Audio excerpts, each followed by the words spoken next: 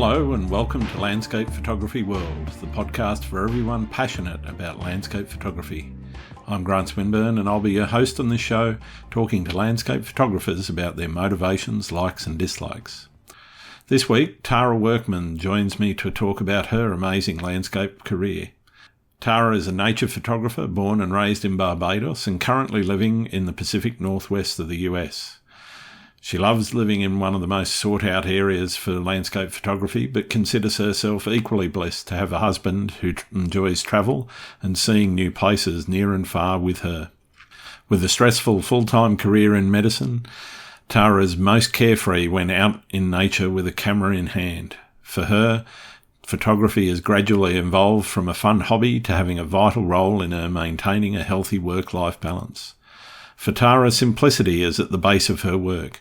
Her works seek to entice the viewer to stop, ponder, or simply admire for an extra second in this fast-paced existence. We discuss how she balances her work and photography, what her images mean to her, and what challenges photography faces right now, along with a whole lot more. I hope you enjoy the show. Hi Tara, welcome to Landscape Photography World. How are you going? I'm doing pretty well. Thanks for having me. Oh, absolute pleasure to have you. I've been following your work for a little while and quite impressed with some of what I've seen. How about you talk us through how you got started in photography and in particular landscape photography? Yeah. So I started photography probably around late 2016. Mm-hmm.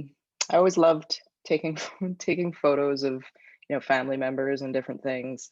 I had bought a few cameras and I wanted to buy another one. And my husband kind of looked at me and asked why, and I couldn't give him a good answer. So he said, if you want to buy another camera, you should learn how to use it. Um, Sure. so so I took a basic photography course just to learn how to take the camera off of auto.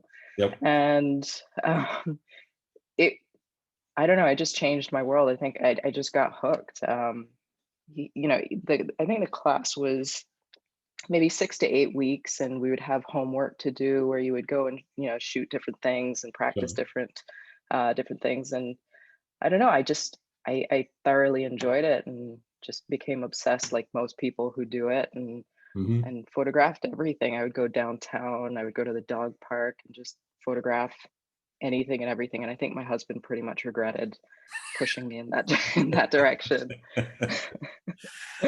Yeah. So and in terms of how I got to landscape, basically I live in Portland and the Northwest. It's the mecca for Sure. waterfalls and mountains and the coast and everything. So um, I actually I started in the Instagram era. So I Mm-hmm. met a couple of Pacific Northwest photographers and all they were shooting was landscape. And I kind of just gravitated there. And I don't know, things kind of blossomed from there. Yeah, okay, cool.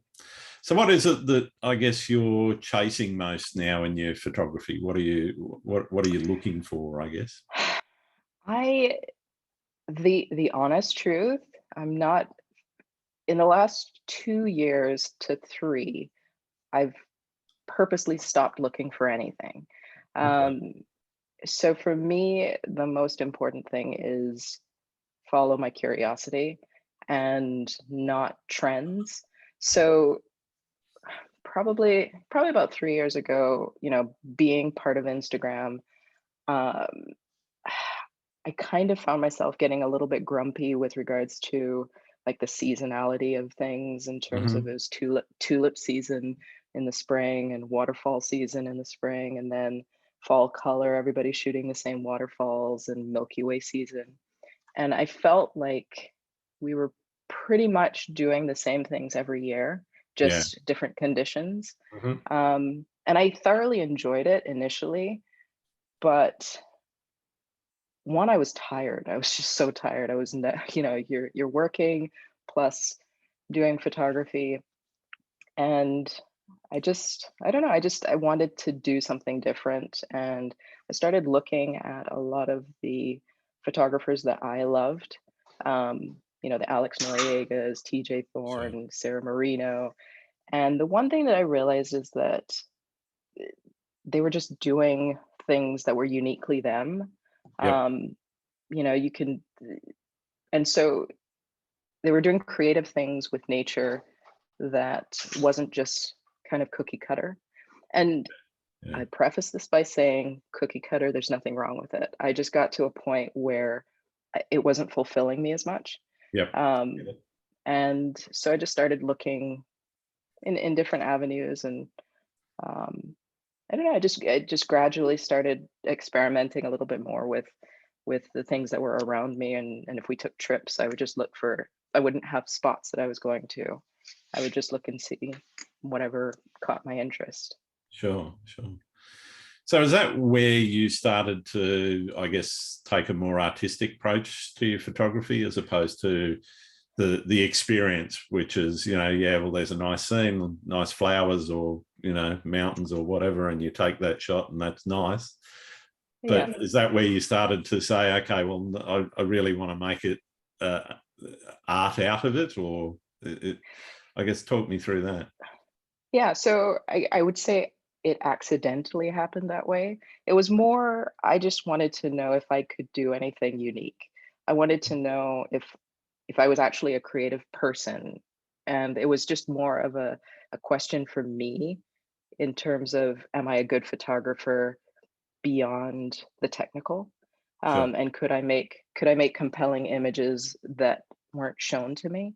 So it wasn't that I was trying to make art or be artistic. It was just more, I was just trying to discover who I was as a photographer. And one of the interesting things is I started, um, so I reached out to David Thompson, just to learn a little bit more in terms of editing and Hmm. stuff like that, because I loved his work. Um, and then the pandemic hit, and I think it was actually the best and worst, it was the worst thing for just about everybody, but it was Sure. Sure. probably the best. Yeah, it was probably the best thing that happened for my photography, because I work in the medical field. I'm actually a family physician. And so it was an incredibly stressful time. Yeah. Wow. But yeah, but I was very limited in terms of travel, in terms of options of going places. Yep. Um, and so there were a lot of online webinars and different things that people were putting on. And so I would Mhm. sort of immerse myself in photography. And then any mornings that I had off or days that I had off, I would go into the gardens, I would go to the dog park. I would just photograph little things like the flowers or the Sure. hummingbirds and water, and and what I found was I would initially you would shoot things pretty straight on, but the more you saw it, you would see different angles, you would see different ways that the shapes were, the colors, and I don't know, I felt like I grew a lot in that time. Mm. And a lot of the images that you see now have come out of the pandemic, Okay. ironically. Yeah. So do you think that changed your view on, traveling for photography and, uh, staying more local? Is that something that you intend to keep doing, or is that just sort of that was then and now I can get out into the world and let's go, Yeah. Yeah. So it's a bit of both. It's a bit of both in terms of, I think I'm fortunate in that I don't feel like I need to travel, but I absolutely love traveling. Sure. The difficulty with traveling now is I went to Iceland in September with a few friends, and I actually struggled a lot Mm. because it's Iceland. And so you have these preconceived notions in your head. Yep. Um, and so everybody was like, I can't wait to see what you get from there. And I'm like, I'm getting the same things as everybody else because it's Iceland. Yeah. And I and it's hard to be, I don't know, what I'm trying to figure out is how to not have the pressure of creating something drastically different just because I enjoy doing other things, because I do love I love beautiful sunrises and sunsets. I love, mountains. I love all the scenes. I love nature. Yep. Um, I just I don't want to be pigeonholed into just one thing. Sure. Um, so I'm just, I'm at that point where I'd love to go back to Iceland and basically just get my bearings a little bit more. Because I do think that the longer you go to places and the more often you visit, you see different things. Oh, So absolutely. Yeah. yeah, No, yeah, I mean, I've lived here most of my life in Sydney, and there's still places I know I haven't photographed, and there's still shots that I want to get, and yeah.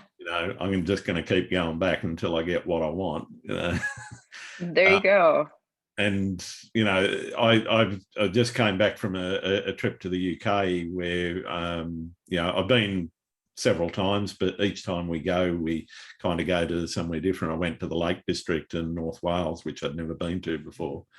Yeah, And like you, yes, you tend to go to the same places everyone else goes in the Lake District in North Wales. yeah. Snowdonia is there, and you've got to go there.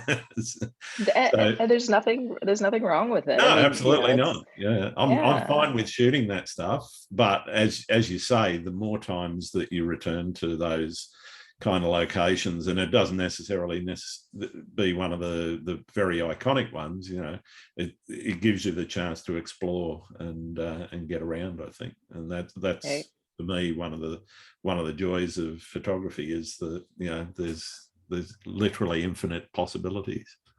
Indeed, indeed. Yeah.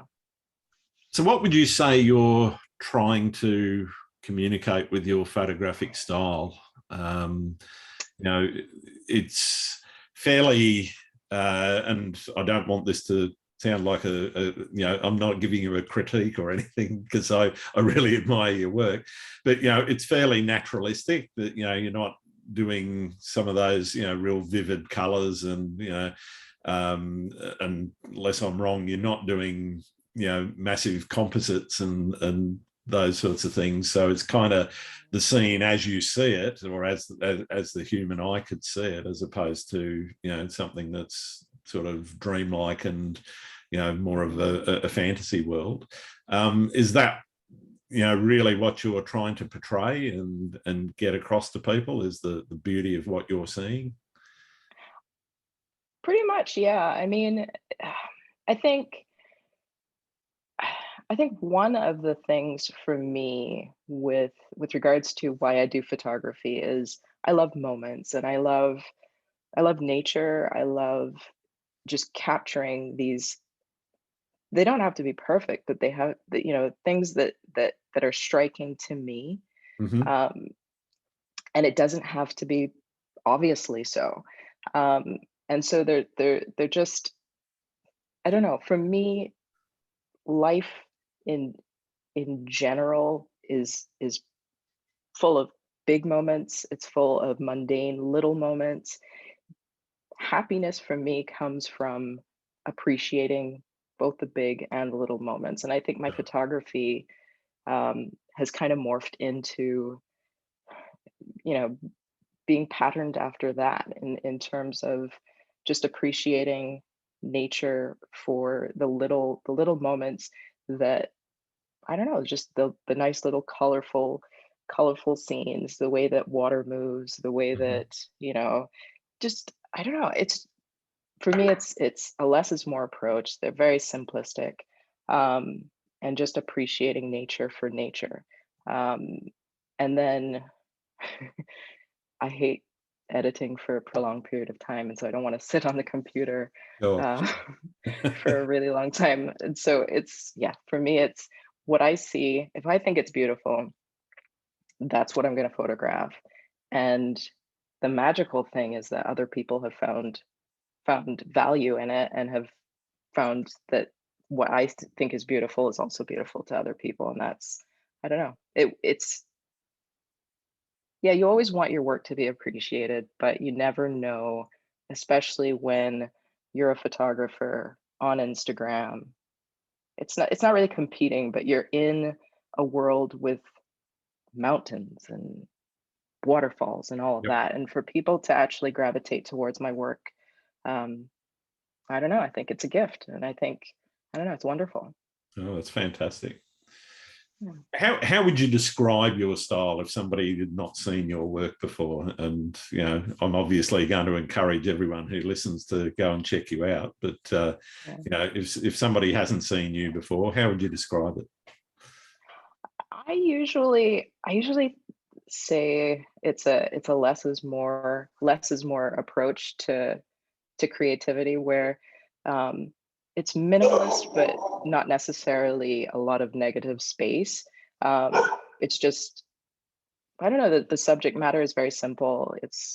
But it can be elegant, it can be beautiful, it can be colorful, but not necessarily, it could be black and white, but it's generally just what you see is what you get, not a Mhm. lot of frills. But I think it can still be impactful, even though there's not that much to it. Sure, sure. That's great. How do you balance full-time work and your photography? I mean, it's always, I think this is actually one of the more interesting questions that I ask people is, you've got, you mentioned you're a family physician. I imagine that's fairly full on, and can result in long hours, etc. So how do you balance the two?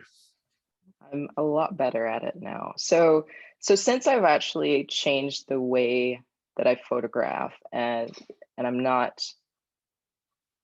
actively seeking out certain scenes, I don't have to, like, in the first few years of photographing, it would be okay.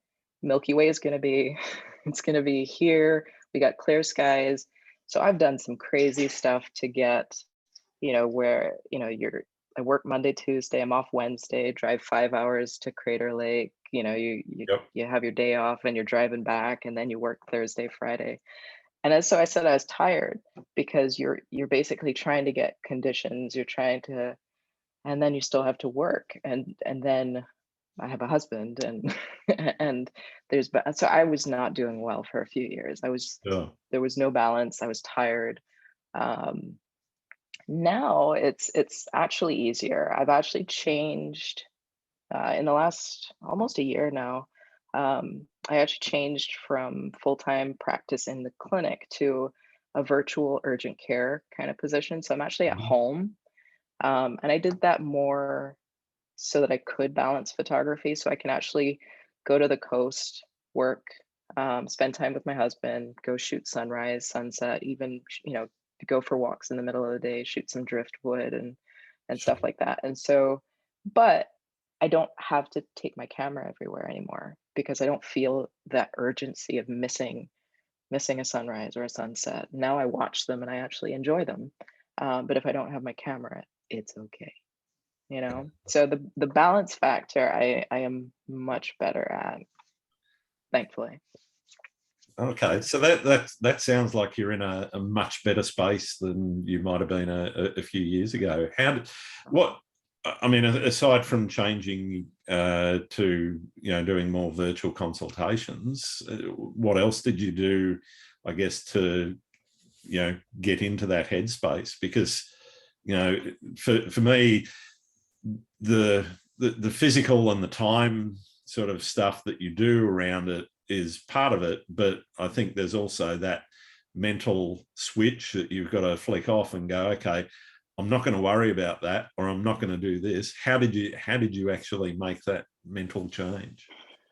I think I don't think that it was I don't think it was a conscious decision or any triggering event. I think it just naturally occurred, where I was genuinely tired all the time. Mm. Um, and I love sleep. I absolutely love sleep. And It's not a I great love thing for photography. a landscape photographer, though. No, it's I not. love it But too, but yeah. but I think I'm just fortunate in that um, my passion changed, in terms of, I you know I don't need to do Milky Way anymore. That part of my journey, I think, is over for now, at least. Sure. Um, and so what I'm craving doesn't require me to be out on a regular basis. And one of the other things that I started doing is setting aside photo trips as opposed to, you know, random, let's go on this weekend, and or on my day off, let's just, spend a day, and then you come back and you're exhausted, Okay. and then you need the weekend to recover. And then my poor husband's like, let's play golf. And I'm like, no, I am not playing golf today. Okay. Wow. So I guess that sounds to me a little bit like you're doing more planned photography than just random opportunities that crop up. Is that Yeah. I mean, obviously, if there's a random opportunity comes up, most photographers I know aren't going to miss it. But I've missed a lot. I yeah, I I tend to miss them now, and it's okay. So the way that I look at it is, if I so the way so I don't know if you know Jared Armijo, Away yeah, I Flew. So yeah, so he and I do a lot of photo trips together, and the reason that we work is because he usually has kind of an idea of what he wants. I have no idea what I want. I just show up.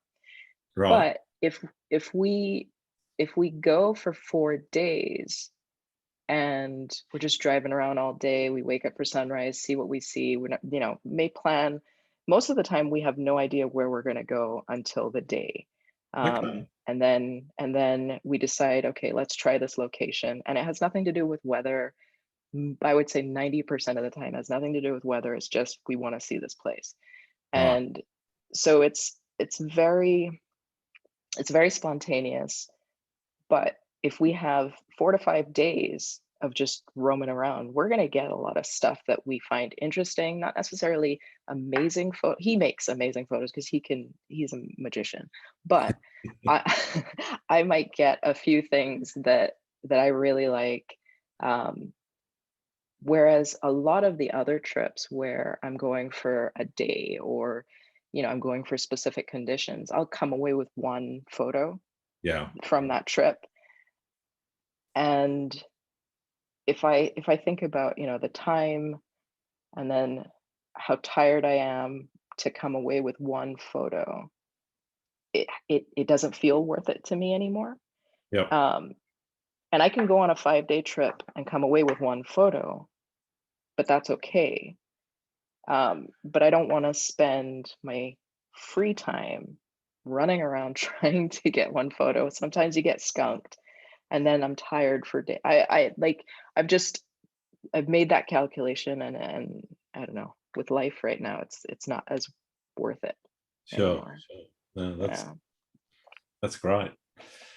So, what's your favourite place to shoot? What do you keep getting drawn back to? One of those places that you haven't, and it might be you haven't nailed it, or you've nailed it, but you just keep wanting more. What kind of place is that?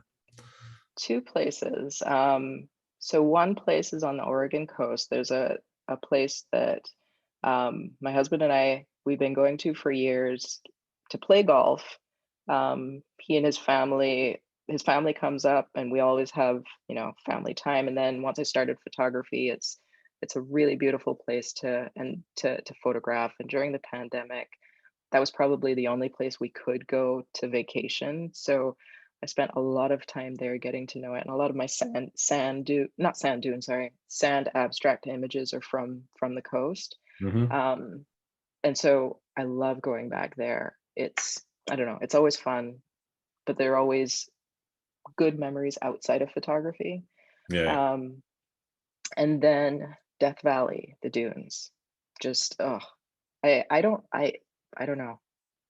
Something about the dunes just, I don't know. Everybody loves the dunes, but I don't know. It's close to my heart. yeah. Yeah. Okay. Yeah. So, what's the furthest you've travelled to get a shot? Is it Iceland, or is it further afield? So I I'm very lucky in my life, and my husband actually, so he's in marketing for USA Pears, the fruit. And Okay, so he actually travels the world nice. marketing pears. So so I tag along. every chance I get. So I've been to New Zealand. Freaking love that place. Oh, yeah. Yeah, New Zealand. Haven't been to Australia. That was actually on our pandemic list. Um, uh, Photography wise, I did Germany, Switzerland, Norway. I'm very fortunate. I yeah, Yeah. and yeah, but I would like to go back to a lot of those places, with the way that I photograph now, and see what I come up with there, you Yeah. know. Yeah. So yeah. Cool. So what about locally? What's obviously that's influenced some of how you shoot, living Mhm. what you do. Mhm. I guess in what way would you sort of explain to somebody that didn't understand the area, what Yeah. it was like, It's it is a landscape photographer's dream, really, Mm. because so I live in the Portland area, and basically you can drive 2 hours and be in the mountains, you can drive 2 hours and be at the coast, you can drive a few hours and be in like desert. Yep. Um, you know, it, it's yeah, it there's so much waterfalls, coast. There's just you will never be finished. There's so many things that you could photograph, and you don't even have to drive that far. One of my favorite places is Trillium Lake, and um, I mean the most beautiful reflections if you get there when it's quiet, Mm. and I don't know, it's just beautiful, and it takes less than an hour for me to get there, or just about an hour. Yeah. Um, and I don't know. The place is magical. It's around here. It's a landscape photographer's dream. Yeah. That's what I would say. It's definitely on my list. It's one I haven't been able to get to yet. I've been to the US a few times, but never made it up the coast from San Fran is basically the furthest north on the Pacific coast I've been so far. So, Well, do you know the Bay Area is really really nice as I well. They get a lot. I, They get I a was lot there of for work, fog, and unfortunately, and didn't even have my camera in my bag. uh, It was like no, a 3-day work trip, so it was like, yeah, it just means you have to come back. But if you absolutely, do, if you do make it, just let me know. Let me know. absolutely. I'll definitely take you up on that offer. So, what's the most memorable experience you've had out shooting? Usually, the most memorable times are the ones with friends. Like, Hmm. um, so Jared and I, we always we always have a really, really, really good time. Lots of laughs and stuff. Um, so trips with him are generally a highlight. I would say, other than trips with him, there was one sunrise that um, a few of my friends and we drove. I think it's almost 3 hours just to get the sunrise. And it was the most ridiculous. You know, those sunrises that just don't make sense, Yep. that you'll probably never see again, where it was Mount Adams and the clouds kind of were arcing. There was a No. lake, so it reflected, and it was just unreal. And all of us were just there watching it, and it was, I don't know, you're just there with your friends experiencing one of the most epic moments. So for me, like, usually my best moments are when you're experiencing it with friends. Um, yeah, that one was pretty good. Not necessarily because of the sunrise, but because we all, like, I don't know. It was just, you're like kids. You're like kids running around like, I cannot believe that this is happening. Yep. Yeah. I love those moments. They're Yeah. amazing. Yeah. I like also to find out about the worst moment uh, out shooting. What's your horror story? I Everyone I'll has have to think of, I know, I'll have to think about that. The I don't I don't know that I have, like, some of the worst moments are things like not actually in the field, but you're in a room with 5 people for 5 days, and you you come out of the shower and there's underwear on your toothbrush kind of thing. I won't say who did that, one. but who does that, right? Who does that? I can honestly And say I've never experienced that, luckily, but no, because that's not a normal thing. It's no, not a normal that's thing definitely not that normal. you put yeah, no, no, but five people, 5 people in one hotel room. People ended up like sleeping in the bathtub because they couldn't sleep. They just ended up, yeah, that was probably like, but in terms of like horror stories, I've fallen into, oh, okay, I do have one. So I think it was probably 2 winters ago, went out with a girlfriend, um, to just photograph in the snow, swampy area that's just basically lots of snow and then iced over swamps. And I I saw a patch of ice with really cool patterns and stuff like that. Hmm. And you put your tripod there, you test it out, and Yep, yep. everything looked good. So I took a couple of shots, and I actually got some of my favorite images from that time. And then I went to a different patch and I did not test it.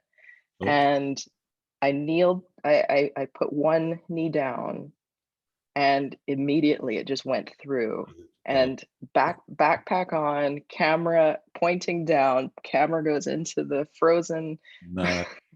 frozen, yeah. And I was just completely submerged.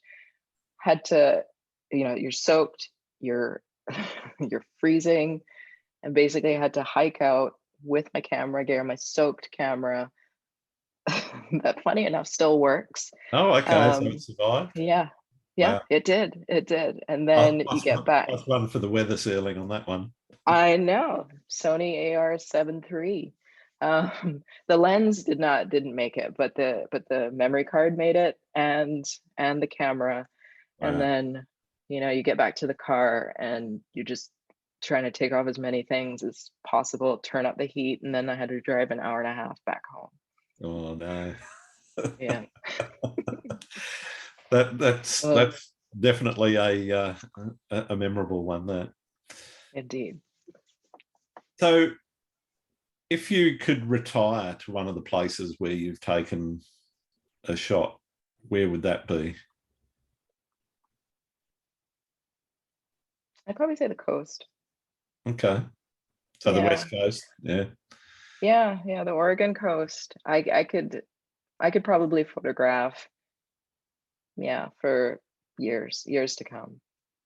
And then, the dunes I love, but the dunes are hard to walk. And as I age, I don't see myself doing doing that. Yeah, But the not a coast, retirement activity. Yeah. no, but the coast I could do. I could definitely do. Fair enough. What has the practice of photography taught you about the world? And I've said this before to people, but enjoy, I said this to you, but enjoy the small moments, the Yeah. little moments. Um, Happiness will come if you can be okay with missing some things and enjoying the small moments and the mundane moments that make up our lives. But otherwise, like, I didn't see things.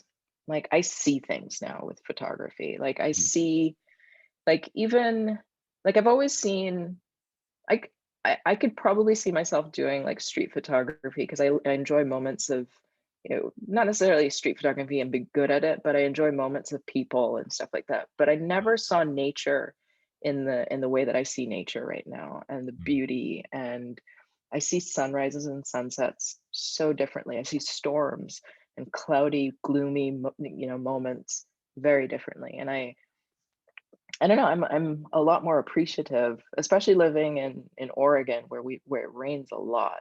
Yeah. Um, but if the clouds look amazing, I can be happy with that. Yeah, no one wants the flat grey, but if you've got nice Right. chunky storm clouds that are, got Yeah. greeny blues in them, there's nothing better, I think. Yeah. Exactly. So I don't know. I think the big thing is that I see things. I see Yeah. a lot more, and I'm a lot more aware of, I don't know, everything around me. Fantastic.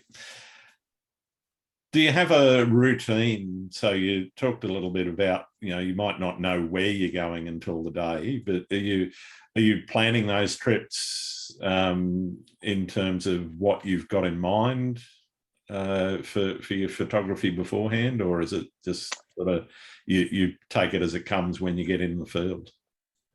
I take it as it comes, and the ideal trip for me is, so I went to Iceland and I basically said, wherever y'all want to go, I'll go. Sure. And so if I'm going on my own, it's a lot more difficult because I don't enjoy the planning. I don't really want to plan. I might Hmm. pick spots, but I enjoy just going wherever other people want to go. Okay. Um, so in terms of with my husband, um, I might pick out a couple of things, but a lot of times I've actually gotten some really good shots with him choosing like the hiking trails, and he's actually a really good scout. He's amazing. It's funny. He'll call me over and just be like, "Look at this." And then yeah, and he's got a pretty good eye. He takes great photos. He just doesn't edit anything, which I'm Okay. okay with. Yeah. No, that's We, fine. yeah, I know yeah. I know people that hate editing. Yeah. He's got tons of stuff on, because he travels a lot. He does a lot of city stuff and different Yeah. things because he's been to India, and yeah, yeah, it's not a real job really, but but he has memory cards full of just probably really, really cool stuff. But I don't know. He just enjoys the the act of actually taking the photo and then he's done. Yeah, great, great. Yeah. So, what routine do you have when you're out in the field? Are you what are you looking for? I guess, and how are you framing up? I mean, every photographer that I've spoken to, kind of, wherever they go, even driving down the street to the shops, they're framing up. Oh yeah, Mhm. that could make a nice shot. So Yeah, yeah. beyond that, what are you looking for? I guess to what speaks to you in the landscape that makes you go, yep, that's the frame. Yeah, I love colors generally will draw me in first. So, um, I don't know. I love colorful things. I love um, so like fall colors and different things, or the colors of leaves, um, and the water reflections, just reflected. Just I don't know. I spend a lot of time at the dog park, and you'll have reflected boats and different things, and I'm generally drawn to things that are colorful, um, but with regards to things like the sand dunes, I'm just looking for shapes, and then the shadows, and most of the time, in order for me to take the photo, I actually need to look in the viewfinder.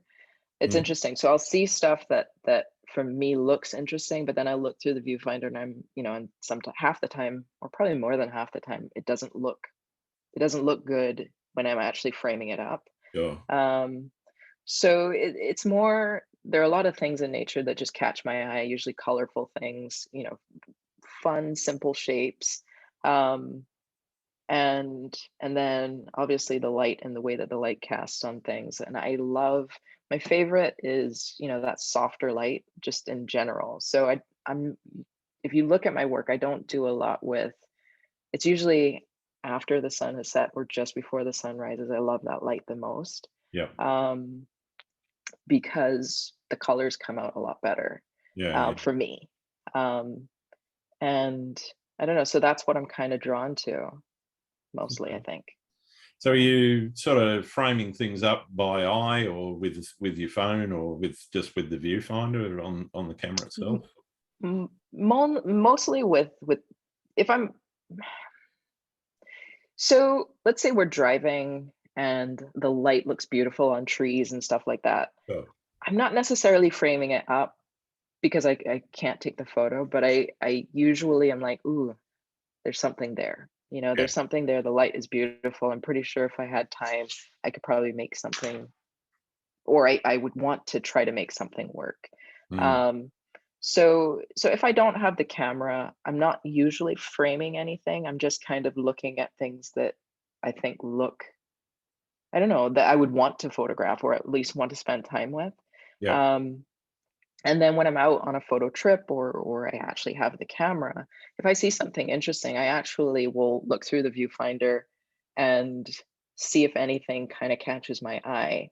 And then if it doesn't look the way that I think it should look, I'll move on or change position. And then if I'm changing position too much and it's not working, then I'll probably Mm. move on. I'm not, I don't know, I don't spend a whole lot of time. And like the dunes, um, I just walk. I walk, and if I see something that I like as the light is changing, I will take that photo, but I Okay. don't find a composition and stay there. Yeah. Uh, yeah, it's a strange approach, but I don't know. This is part of why I do this podcast, is just to Mhm, try and find out and dig deeper into people's approach, and why they do certain things, and some of what they do. I'm less interested in the gear per se. That doesn't interest me yeah, a great deal, but it's yeah, more the creative process when you're out in the field, and or at home processing, and just trying to understand mhm. that a little bit more.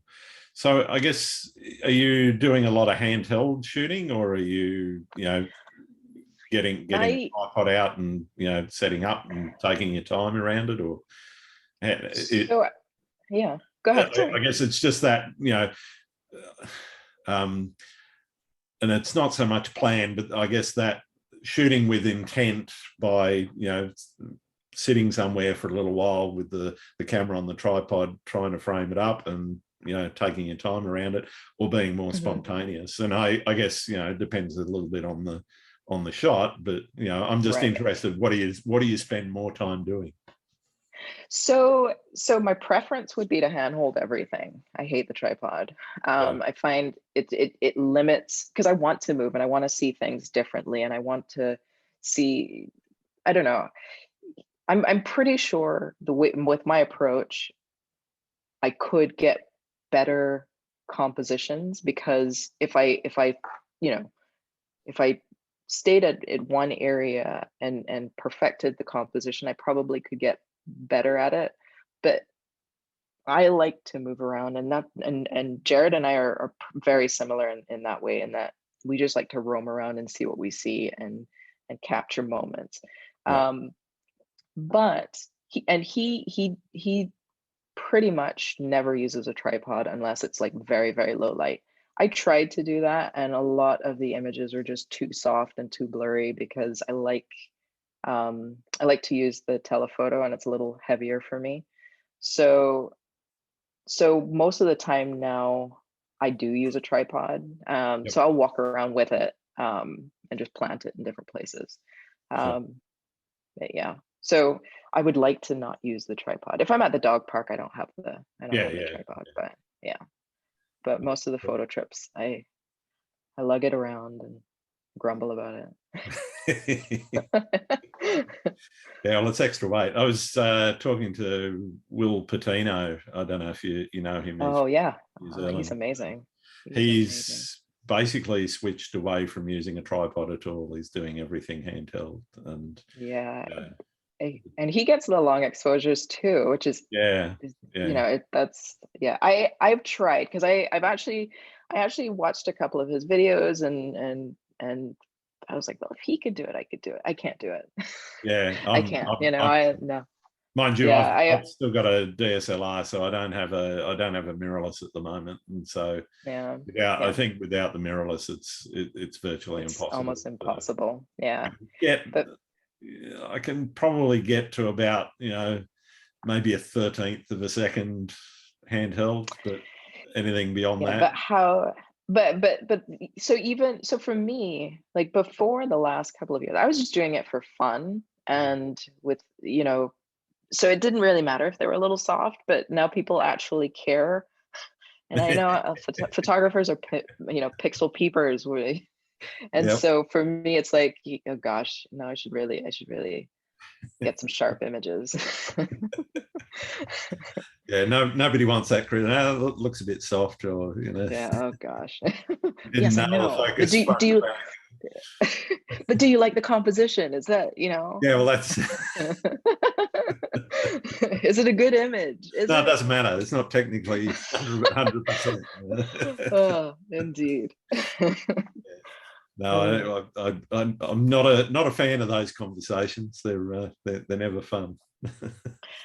I'm with you, but for me, I think it's good to at least try to get a sharp image. Before, when I was doing it for fun, it really didn't matter. I was just printing, calendars for family, and nobody cared. I'd put it on Instagram, and it wouldn't matter that much. And apparently now I'm doing podcasts and stuff, and people care. People look harder, don't they? Apparently. So what about your processing when you get it home? Are you straight off the camera into the computer and you're looking for the banger that you hope you've got, or are you leaving it for a while and taking your time over it? I try to cull them and look for the ones that look semi-decent. And then there are usually a couple that will stand out to me. Mm-hmm. And then I might put like 2 stars on those ones to come back to sooner. Sure. But I'm not one that, like, I'll edit when I feel like editing, whether it's like a day later or 2 months later. Yeah.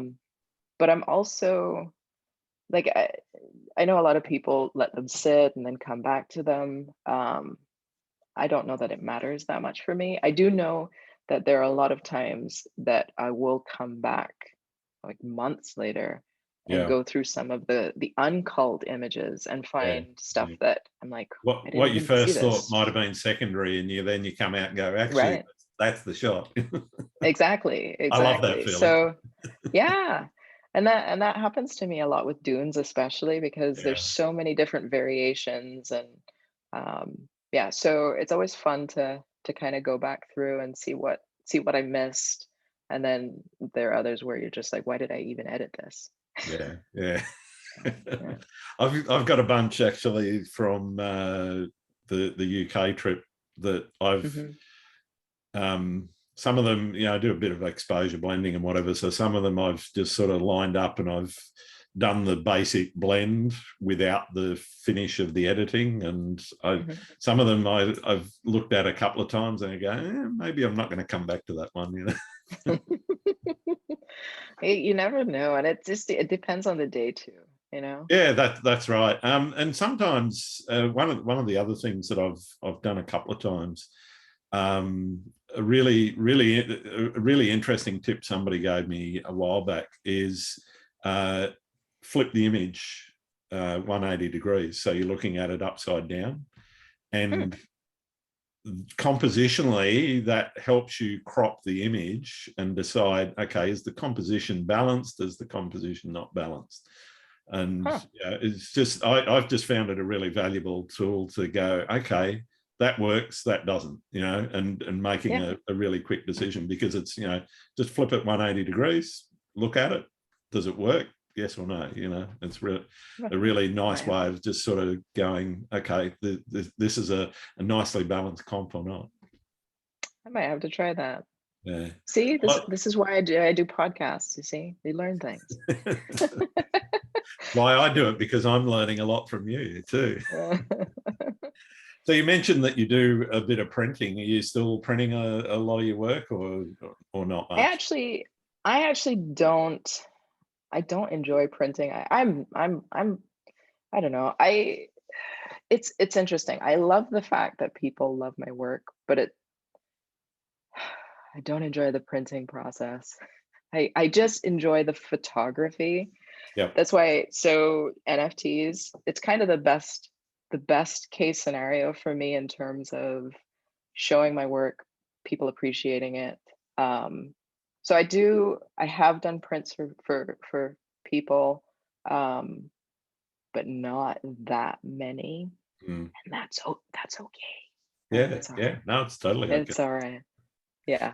So I've done a lot of prints for family and stuff like that because I love to share what I do with them. So, Um, and they were my biggest fans before anything, yeah, So that's right. yeah. Yeah, to be honest, they're the only ones that you have to please. It's true. It's true.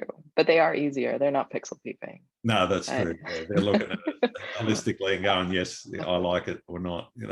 the funny thing is though, they prefer the mountains and the waterfalls and all of those things. It's interesting how I'll get more. So you don't do that anymore? You just abstracts? I'm like, well, no. I'll see what I can do for you. So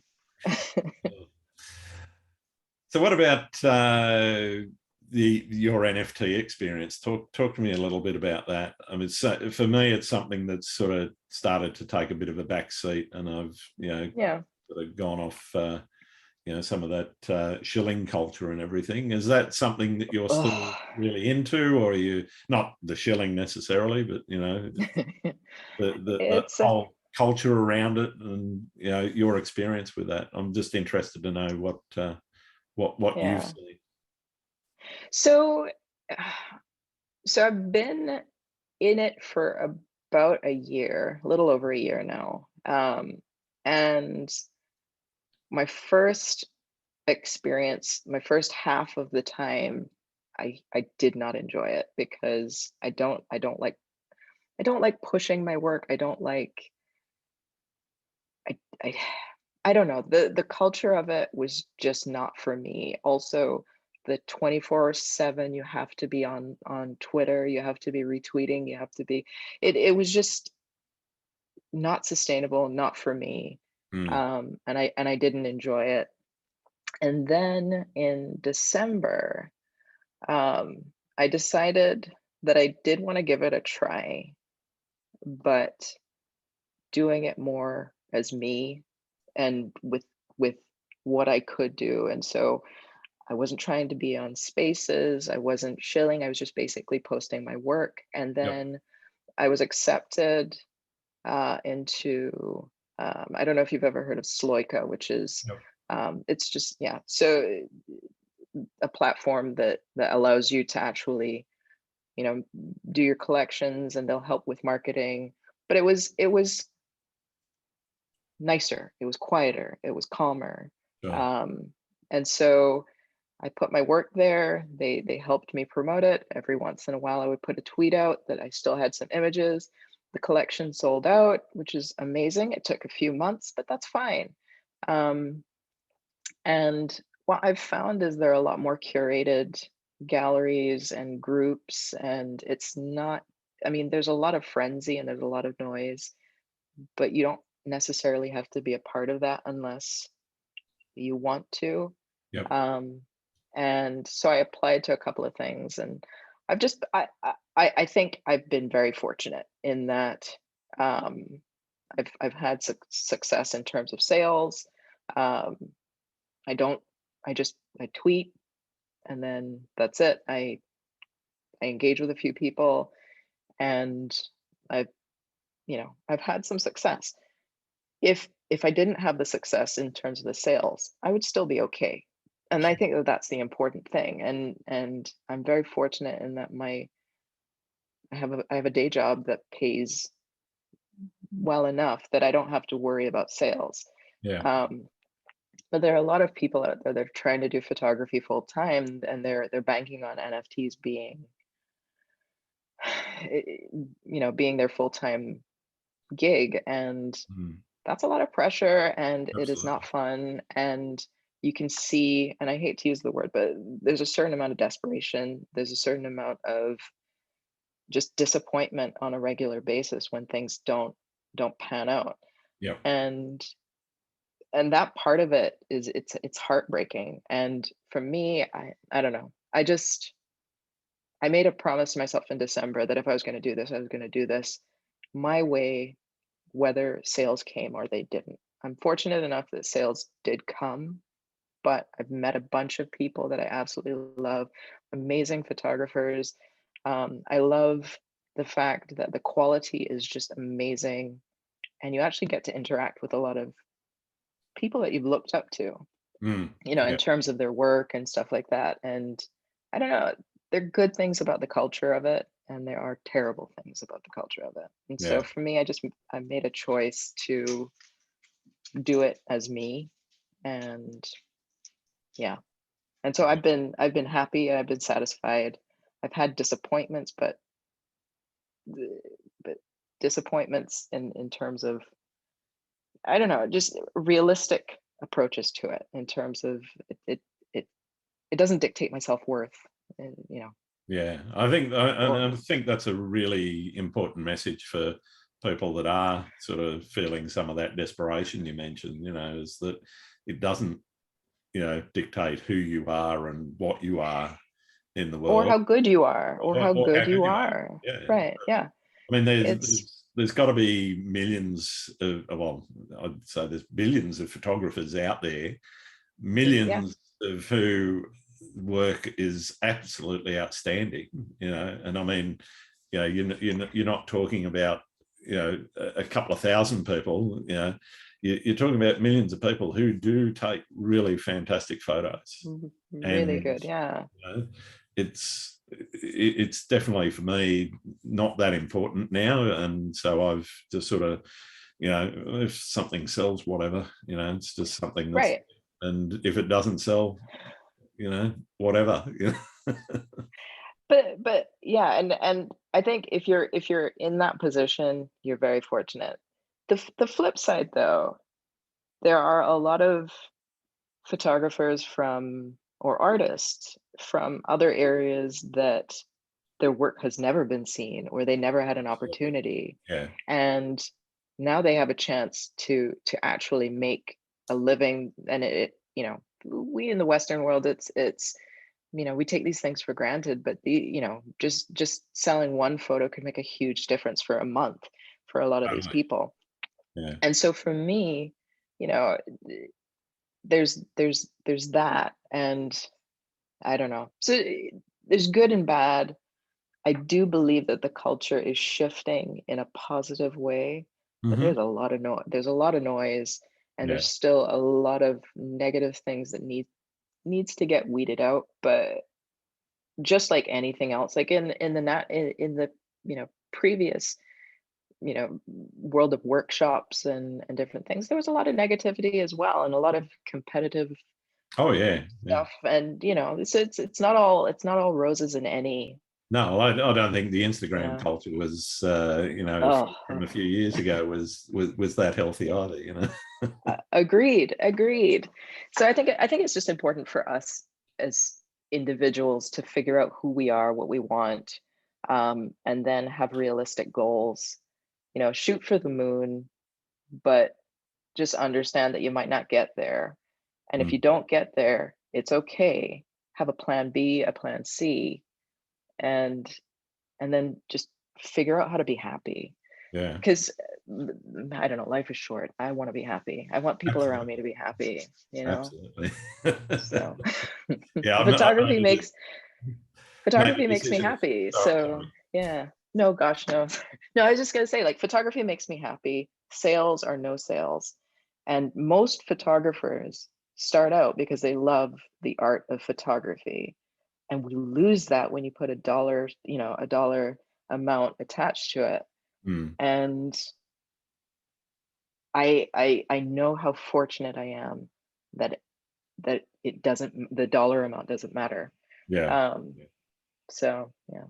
Yeah, as you say, for some people, it is, it can be life changing, or it could even just be, as you said, changing for a month or two, or even even a few days. But for some people, it is something that they've got to do to make a living. But I guess for me, it was a decision a while back to sort of not do anything that made me stressed about that, and that's one of the reasons why I've just sort of pushed it towards the back of my priority list and concentrated. And your point about people, starting because they love the art, that was one thing that I've always tried to remember in any of the business activities that I've got into, is, don't forget why you got into it, Yeah. Make Exactly. sure you remember that this is what it's really about, which is the creative process and the joy that creative process, or the creation of the artwork itself, can bring you yourself, not necessarily other people. Agreed. And just to sort of piggyback on that, when you miss, you're and it, at the Lake District, and you go there and you get skunked, but you're in an amazing place that most people would never see. Yeah. Yet the disappointment that comes, photographers need to figure, they need to realize that you have these beautiful places in front of you that most people will never see. Exactly. And be thankful, Enjoy have some it. gratitude. Enjoy it while you're there. Enjoy the skunking times, because I'd rather be skunked there than working, Absolutely. Yeah. And that's a great way of looking at it. I'd rather be skunked there than being at work. Absolutely. There you go. Yeah. How do you handle creative walls? I mean, every artist hits one. What have you done to get yourself out of the creative rut? So I am currently trying to come out of my first creative rut. Like, I think NFTs and just the differences of opinions surrounding NFTs, it kind of sucked the wind out of my sails with regards to the love of the whole thing. And so at the beginning of this year, I was just like, okay, well, how do I get that back? How do I get that joy back? How do I not care anymore? And I've just been trying to shoot my way out of it. And I just patience and just getting out there and shooting. And I think probably in the last month, I've actually been taking my camera back to the dog parks and stuff like that, just kind of getting back to just enjoying having a camera and taking photos of the dogs and water and different things. So it was just more, okay, why do I love this? Where did my joy come from? And it just came from taking photos of random things. And so I feel like I'm finally coming out of it. I feel I want to potentially change cameras, and so that I could do a couple of other things. And so I'm starting to, I don't know, starting to feel like I want to do things. Fantastic. And it's taken me, it's probably been about 8 months or longer. Wow. So okay. yeah. So how did you feel, I guess, when that sort of struggle started? What was the process that sort of made you start thinking differently, I guess? So when NFTs came around, there were two things. I was starting to think, do I want to do workshops? Do I want to teach? Do I want to, make a career out of this somewhat? Mm-hmm. And then I started doing NFTs, and there was all this just turmoil in the whole photography community, just in general. Yep. And also the marketing of of my NFTs, I just was like, I don't want this to be a full-time job. I actually don't want to do it. And so I actually made the decision to just enjoy it and not take vacations to then do workshops and teach Yeah. and all of that. But a lot of the people that I really looked up to really hated it, which I have no problem with because there's a lot to dislike about the whole process. Yep. But what I didn't like was I don't like I felt like there was a lot of mob mentality in terms of I'm gonna unfollow you if you do this. I'm gonna, and it went both ways. It was on both sides in terms Mm. of, the attacks and then I don't know. I just it's not my scene, and I was really, really enjoying the photography community in general before NFTs. And one of the things in life for me, especially in the last 5 years or so, is that you can disagree with something. You can be very passionate about Mhm. something, but most people have more things in common than things that they have that are not in common. And so for me, it was just, I don't know, it was just disappointing. That Yeah. was it. And then it just sucked the fun out of the whole thing because I didn't want to share. I don't know, sucked the fun out of it. But that's life. And I don't know. I'm happy now and I'm getting my mojo back. Excellent. That's great to hear. What do you see as the biggest challenge facing photographers right now?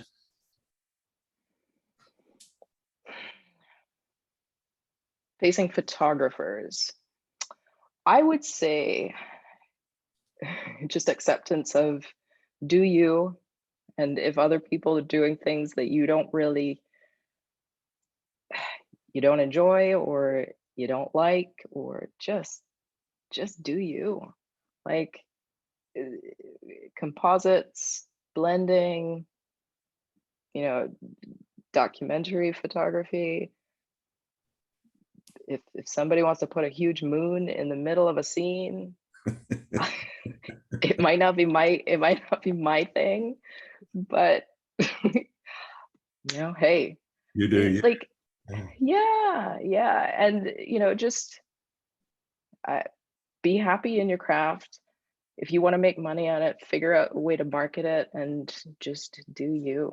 Yeah. That I think that is honestly the biggest problem. Like people in every I don't know, in every what's the word?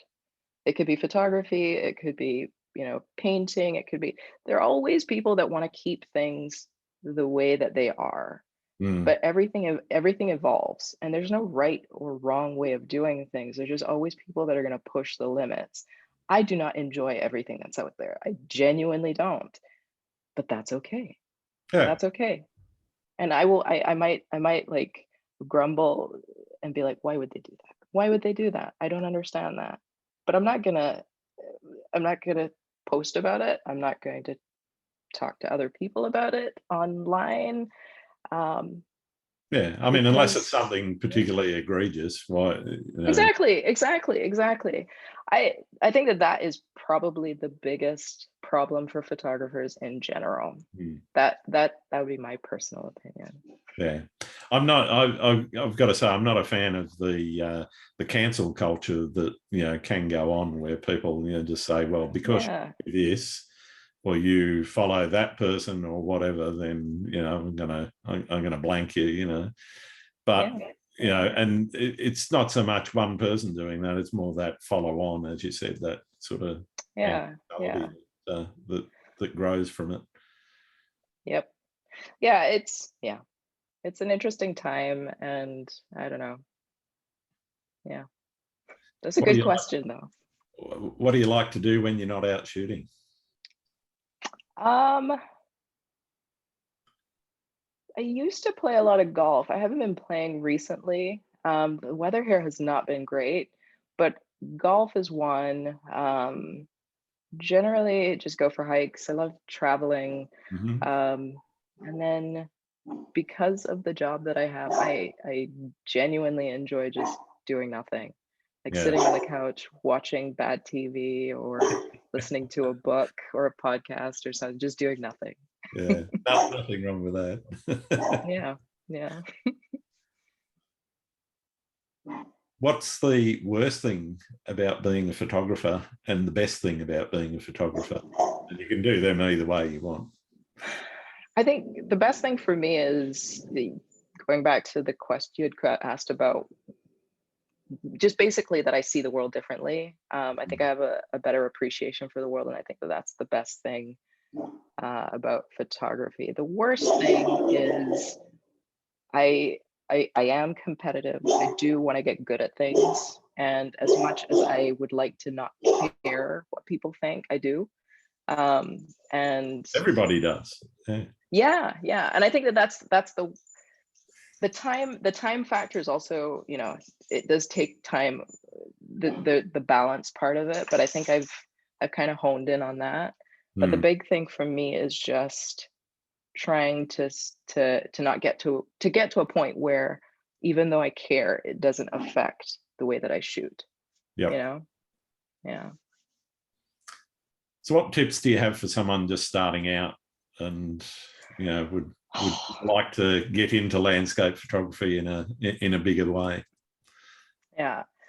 There are a couple of things that I think are important, in terms of, learn the technical, learn how people, learn all the rules that you're supposed to break when you get better.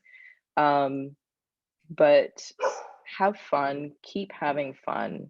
And then every time you miss a shot, every time there's a moment that you think, oh my goodness, if only I had my camera, or you had your settings wrong, or something went wrong and you didn't get the shot, there will be another one. If you keep going out there will always be another moment.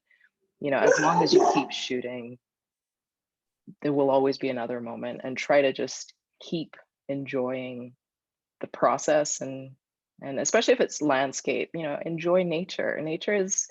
It's phenomenal. It's wonderful. It's calming. It's healing. Totally. Yeah. So that's probably my best advice. Enjoy it. There will always be another moment. Yeah. That's And then great, follow your great curiosity. advice there. Thank you. Yeah. Are there any photographers out there that you think I should be talking to and getting on the podcast? Well, Jared, because he's a magician, as I said. Yep. I don't know if you've had him on. I haven't yet. Yeah. TJ Thorne, absolutely love. Tony Sellen. Actually, this is mainly landscape. Yep. Okay. Landscape. Jared, TJ, Alex Noriega. I love Sarah Marino, Jennifer Renwick. There is Krista McCuish, I think. Oh my God, I'm sorry, Krista, if I pronounced it wrong. Let me see if I can find.